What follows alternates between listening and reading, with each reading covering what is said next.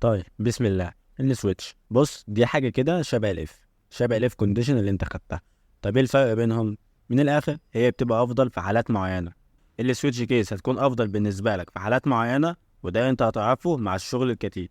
خلينا ابسط لك السويتش كيس وقدام هتعرف الفرق بينهم. المهم، لو انت دلوقتي مثلا حصلت معاك مشكله وطلبت خدمه العملاء، اول ما بتكلمهم بيظهروا لك حالات يعني كيسز، تمام؟ وعن الحالات بيكون في رد فعل، فانت بتكلمهم بيكون في حالات وبيكون في قصاده رد فعل. طب مش فاهم؟ افهمك. اول ما بتتكلموا مثلا بيقولوا لك اضغط واحد عشان اللغه العربيه اضغط واحد، واللغه الانجليزيه اضغط اتنين، ومثلا دوس تلاتة لو عايز نحولك لخدمة العملاء أو نحولك للصيانة. هو هنا اداك حالات، وعن طريق كل حالة انت هتعملها يكون في رد فعل. يعني في حالة انك دوست على واحد اللغة هتبقى عربي، في حالة انك دوست على اتنين اللغة هتبقى انجليزي، في حالة انك دوست على تلاتة هيحولك للصيانة. دي نفس فكرة السويتش كيس. طيب لو احنا عاوزين نعمل الكلام ده بالاف مثلا كأنها مسألة، هنعملها ازاي؟ تعال نعملها بالراحة. هنعمل انت اكس وسي ان اكس. ليه؟ عشان احنا دلوقتي الواحد اللي اليوزر هيدخله ده انبوت، وهنعمل اف كونديشن وهنقول ان اف الاكس بيساوي واحد،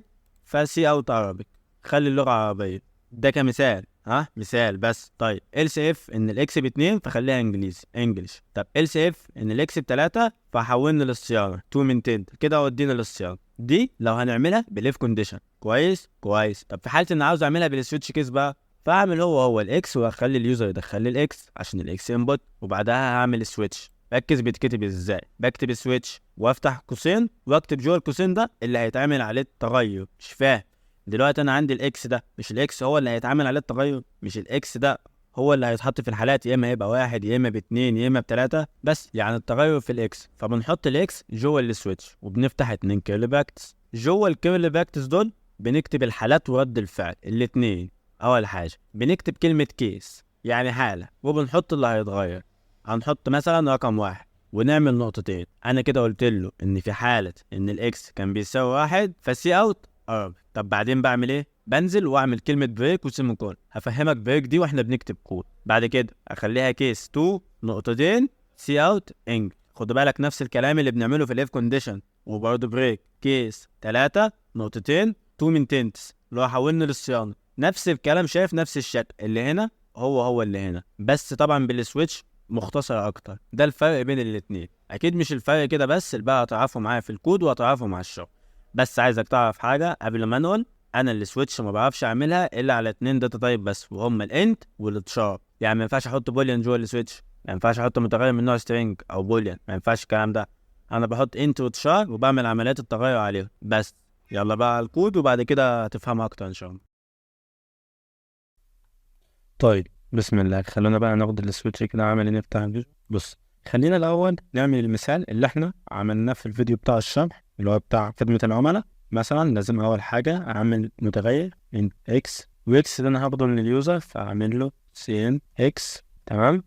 بعد كده ابدا اعمل السويتش الجميلة بتاعتي. ازاي؟ هكتب اول حاجة كلمة سويتش، او هنا هكملها تلقائي فوقك والكلام ده، عايزك تكتبها بيدك. تمام. كلمة سويتش ايه اللي بنحطه هنا؟ زي ما قلنا بنحط اللي هيتعامل عليه التغير، يعني الاكس. هنحط الاكس هنا ونشوف هيبقى بكام على حسب ما يدخله اليوزر، وبعد كده نفتح كده باكت وجواهم هنا بقى نبتدي نعمل الكيسز بتاعتنا، الحالات بتاعتنا. طب اول كيسز عندنا كانت ايه؟ اول كيس عندي ان الاكس تكون بواحد، بفتح نقطتين بحط نقطتين فوق بعض. تحت بقى اعمل اللي عايزه يتحقق لو الاكس ده بواحد، يعني لو الاكس ده قيمته كانت واحد فهيحقق لي الحالة دي. طب ايه اللي انا عاوزه يتحقق لو الاكس بواحد؟ اطبع له كلمة ار سي اوت بس كده وانيت.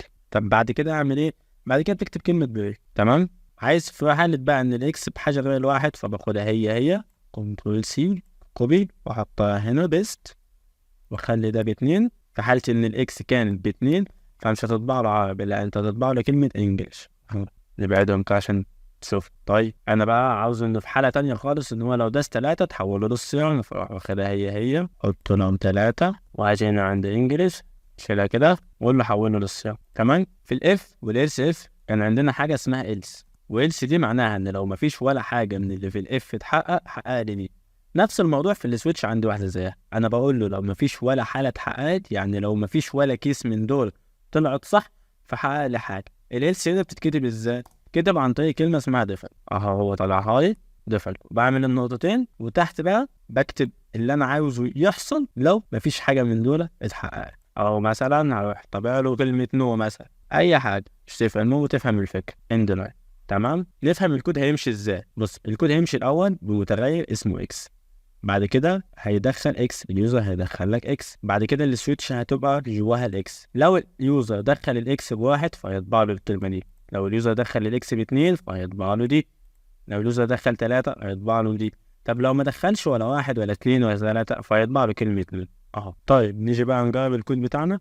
مثلا لو كتبت له 2 طبعا الانجليش، نجربه تاني مثلا اكتب له 3، اكتب له 3 حولنا للصيانة. طب مثلا انا لو عاوز اكتب حاجة مش موجودة بقى، انا مثلا هكتب حاجة مش موجودة اكتب 5 ومفيش حاجة ب5، في الحالة دي هو يعمل ايه؟ يودينا على الضفر، يدوس انتر. طبعا دي الفكرة اللي عملناها.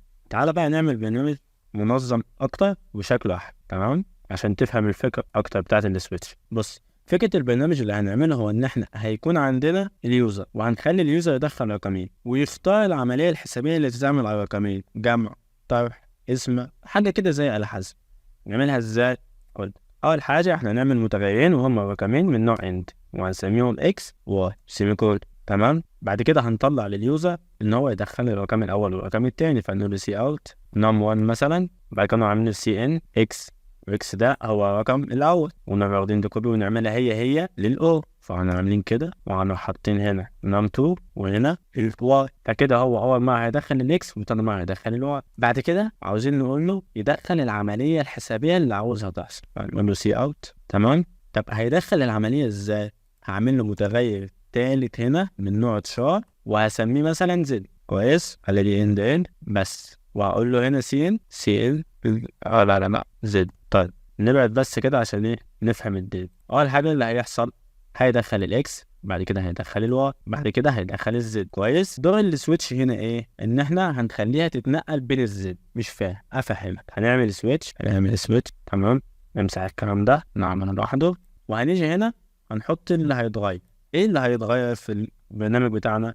هو العمليه الحسابيه، والعمليه الحسابيه هنا هي ايه؟ الزد، وهنحط هنا الزد. كويس، وبعد كده هنقول له في الحاله الاولى اللي هي مثلا كيس 1 الايك بزاد بجمع، يعني لو الكاركتر ده دخل لك بعلامه جمع، فالشكل ده هتعمل ايه؟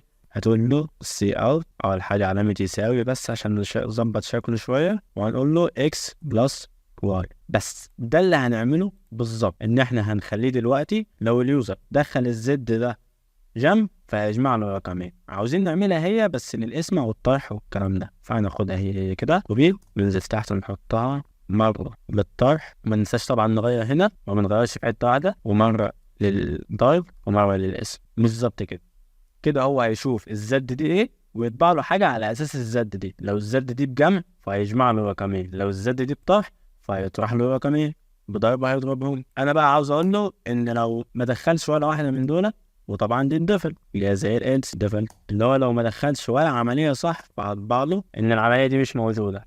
مثلا هطبع له مثلا اي حاجه، هطبع له مثلا العمليه مش موجود. كويس، في السيمي كولون ما تنساش. بس يلا بسم الله نرن. اول حاجه نم 1 مثلا فهدخله له ب5، نم 2 هدخله له ب10. انا عاوزه مثلا اول حاجه ان يجمع. في مشكله هنا، وهو ان هو عملهم لي كلهم، هو طبعهم لي كلهم، طبع لي ال15 اللي هي بتاعت الجمع، طبع لي -5. ايه الحاجات ده ليه كده؟ عشان لو ركزنا هنا احنا ما قلنالوش يطلع، احنا ما حطينالوش هنا البريك. قلنا فايده البريك ان انت لما بتحط البريك اول ما بيخش في كيس معينه بيطلع بيقف، انما في الاوتبوت احنا مش حاطين بريك، فعشان كده ما طلعش وطبع اكتر من حاجه، فلازم نحط هنا البريك. ونيجي هنا والسي طبع لي دي ده كده، نيجي هنا برضه البريك، ونيجي هنا كده كل واحد يشوف بنعمل بريك.